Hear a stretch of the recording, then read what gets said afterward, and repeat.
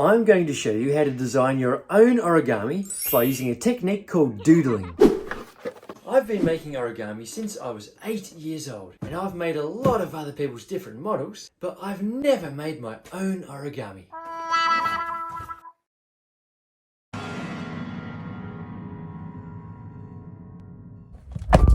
I just couldn't even imagine where to begin. I mean, look at this.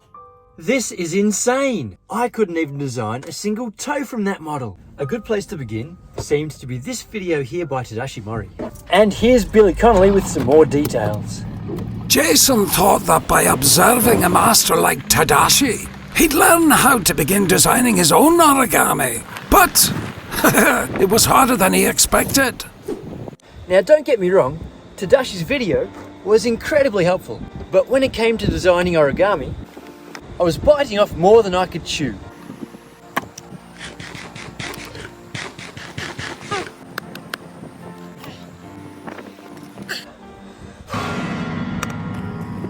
Tadashi and other origami masters agree that it's really hard to explain how to design origami, even if you're good at it yourself. It's hard to teach this. To show just how important this next part is, I've asked the mystery narrator to explain it. Jason accepted that in order to learn origami design, he couldn't begin by improving the ancient dragon. He'll need to start simply.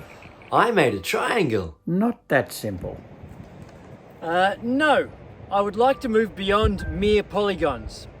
A much better option is Jeremy Shafer's 10-second origami series. I've already made a video where I try to race Jeremy. 4 videos? yeah, you're right, 4 videos. So, I'm going to make a 10-second origami dragon. This type of video has a strong benefit. It can only have about 10 folds in total, so you can make it in the 10 seconds. So you're forced to keep it simple. The technique that I used is called doodling, similar to the drawing activity, where you draw whatever you feel at the time. In origami doodling, you fold the paper any way that you want, and then you check the results.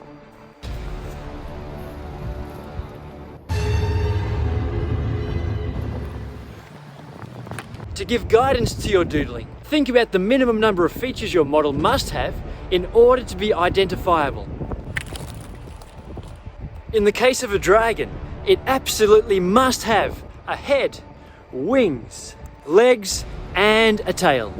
Sorry, Norbert, you don't need those arms. So this is what we are aiming for. For my first doodle, I folded the paper in half diagonally to make a triangle, and then I folded it in half again.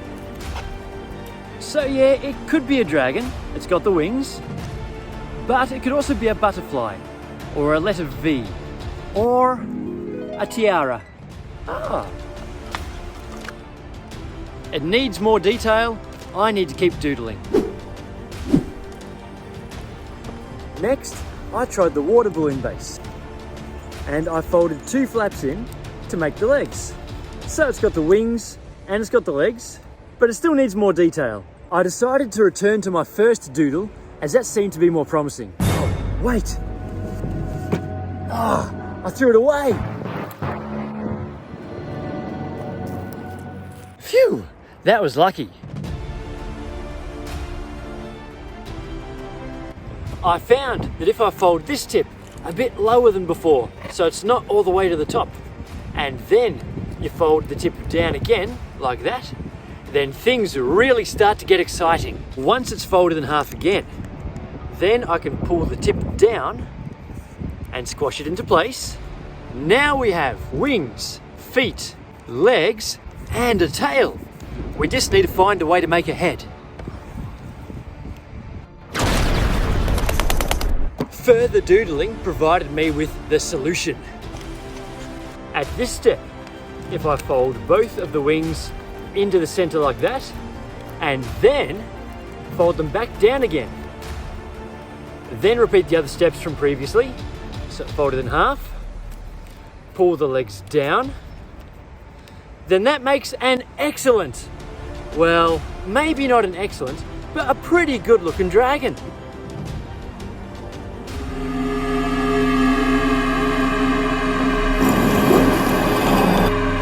So, we have wings, a head, legs, feet, and a tail. The tail's still looking a bit rough. If I fold it up like this, it's much more streamlined and dragon-like. Hey, what was that?